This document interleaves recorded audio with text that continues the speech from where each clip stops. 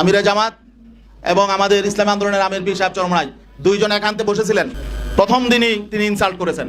9 December যেদিন তারা দুইজন বসেছিলেন, সেদিন প্রথম আলোতে একটা জরিপ প্রকাশ হয়েছিল। সেই জরিপ আপনারা দেখেছেন।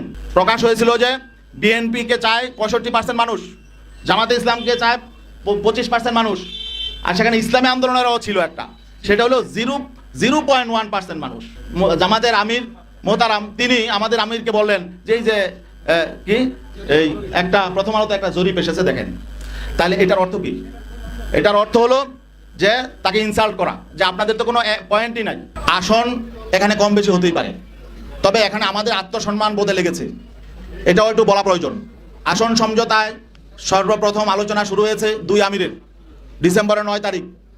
আমিরে জামাত এবং আমাদের ইসলামী আন্দোলনের আমির পীর সাহেব চরমনাই দুইজন একান্তে বসেছিলেন। যেহেতু আপনি প্রশ্নটা করেছেন, এটা আসতে আমি এদিকে যেতে চাই নাই। প্রথম দিনই তিনি ইনসাল্ট করেছেন। আপনারা জানেন বিভিন্ন জরিপ প্রকাশ হয়। 9 ডিসেম্বর যেদিন তারা দুইজন বসেছিলেন, সেদিন প্রথম আলোতে একটা জরিপ প্রকাশ হয়েছিল। সেই জরিপ আপনারা দেখেছেন। সেই জরিপে প্রকাশ হয়েছিল যে বিএনপিকে চায় 65% মানুষ, জামাতে ইসলামকে চায় 25% মানুষ, আর সেখানে ইসলামী আন্দোলনেরও ছিল একটা, সেটা হলো 0.1% মানুষ। ঠিক আছে? ওই দিন বসার পরে আলোচনা শুরুতেই জামাতের আমির মোহতারাম তিনি আমাদের আমিরকে বললেন যে এই যে কি এই একটা প্রথম আলোতে একটা জরিপ এসেছে দেখেন। তাহলে এটার অর্থ কি? এটার অর্থ হলো যে তাকে ইনসাল্ট করা, যে আপনাদের তো কোনো পয়েন্টই নাই, মানে জনমতে আপনাদের কোনো কি নাই, কোনো 1%ও নাই। 0.1 মানে 1%-এর শতভাগের 1 ভাগ। তো এটা হলো উনি ইনসাল্ট করে শুরু করেছে যাত্রা। সেদিনই আমির আমাদেরকে বলেছেন যে তাদের কিন্তু মতলব ভালো নয়, তারা হয়তো আমাদেরকে সাথে বেইনসাফি করবে, কারণ তিনি আমাকে এই জরিপের কথা কেন আনলেন সেখানে। পরে আমরা দেখলাম শেষ পর্যন্ত তারাই জরিপের মধ্যেই ছিল।